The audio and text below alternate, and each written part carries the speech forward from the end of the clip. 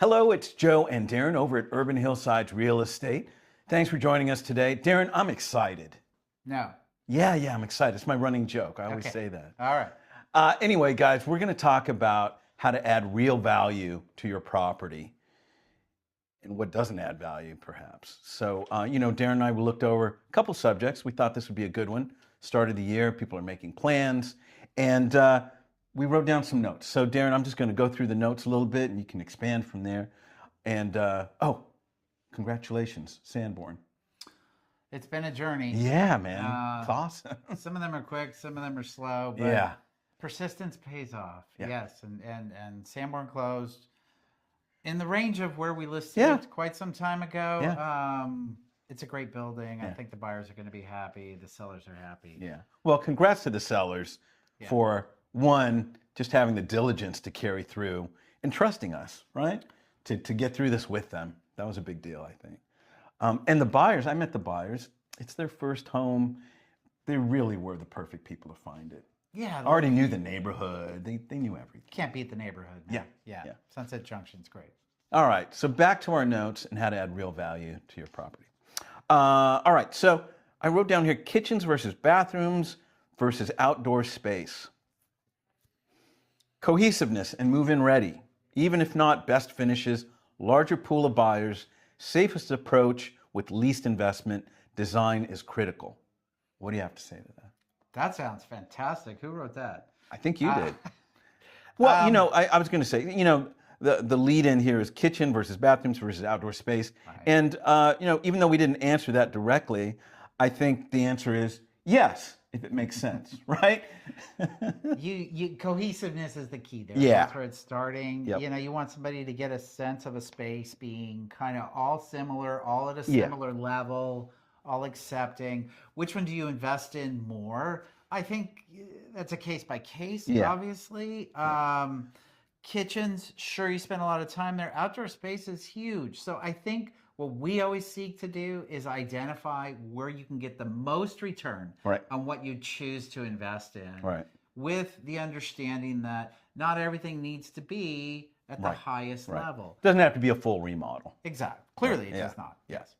All right, next one is ADUs, when they add value and when they don't.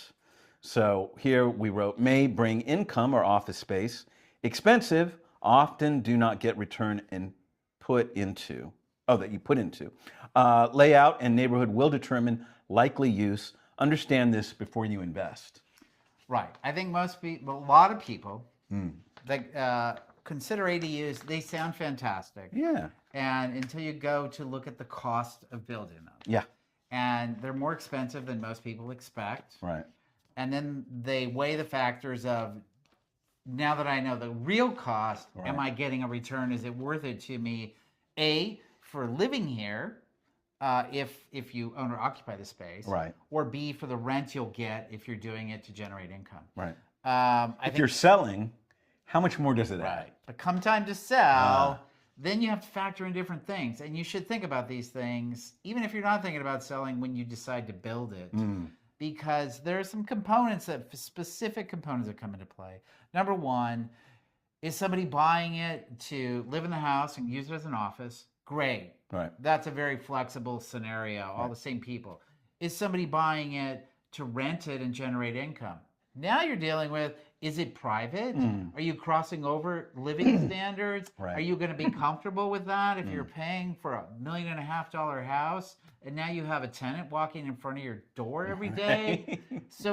And it's also relative to neighborhood and cost of the neighborhood and what the expectations are. Yeah. So all those things should be considered, even if you're building it for yourself to live there. Right.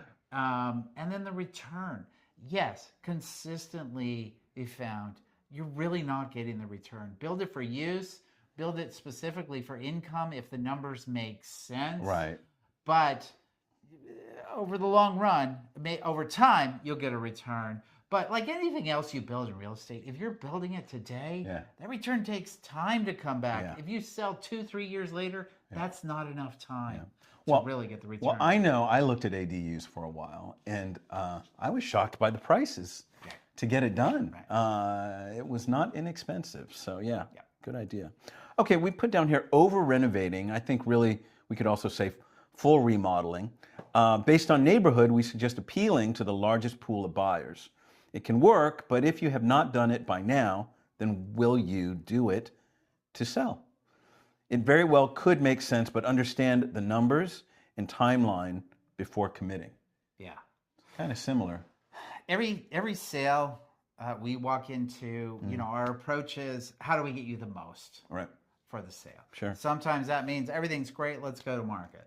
Sometimes it means small repairs. There's kind of two buckets that need to be evaluated. There is maintenance and concerns at time of inspection, which will come up whether you want to deny them or not as a seller in that moment. Somebody will inspect the house.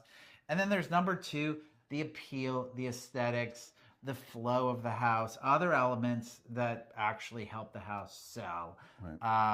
So consider, again, coming back to cohesiveness and how much you want to do. It's always best to get the highest rate of return. 1-to-1 doesn't make any sense. You really want 2, 3, 4-to-1 at minimum to invest the money. Right. Okay. And then we put here ROI myth sellers believe. So we're kind of echoing what you just said. System improvements will bring the highest price. System improvements are important, and they help the property appeal to a broader group of buyers, help get through inspections, and ultimately close. All of these are great, but finishes, layout, and amenities are the change makers that will bring an even higher price. So keep that in mind.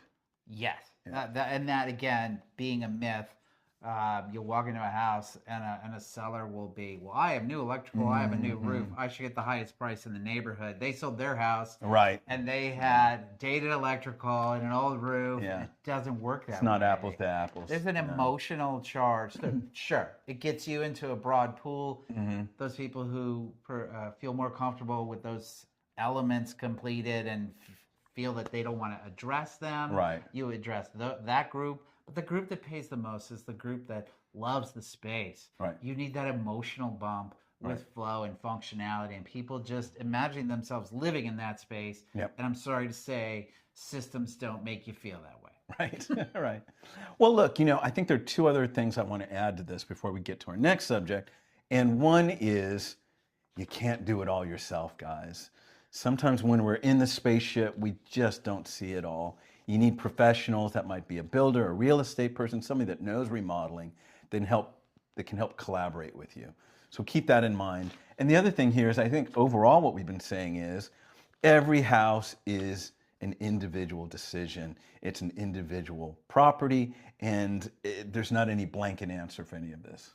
There isn't even, it's not done in one shot. Right. There are layers. We talk about, we send you down paths of tax-related things, tenant-related things, neighborhood, dynamic-related things. You have to process it all and come up with the best plan for you individually. There you go. Okay, I think we did a lot with that. Great. So the next subject is our deal of the week. Our deal of the week is located in Eagle Rock, which has been a pretty hot neighborhood lately, it seems, overall. It is a 2-bedroom, 2-bath, traditional, very charming. It's updated, so it's modern. What they did is a couple other things. They also converted the garage, so it's a great studio space or office space. They also have, oddly enough, a Scrabble board, an outdoor Scrabble board made out of concrete. And then featured in the 2023 LA Catio Tour, I didn't know we had this in LA, there is a catio, or an enclosed patio, that's all caged off for your animals, be it a cat, I don't know, a mouse, a dog, whatever. It's ready for you. So check it out. If you are interested, please contact us. We'll send you more info, and we'll get you over there and take a look at it. But it is priced at right under $1.15 million. So it's a good price. Yeah. All right. Well, look, guys, have a great one. We'll see you real soon. Take care out there. Bye. Bye.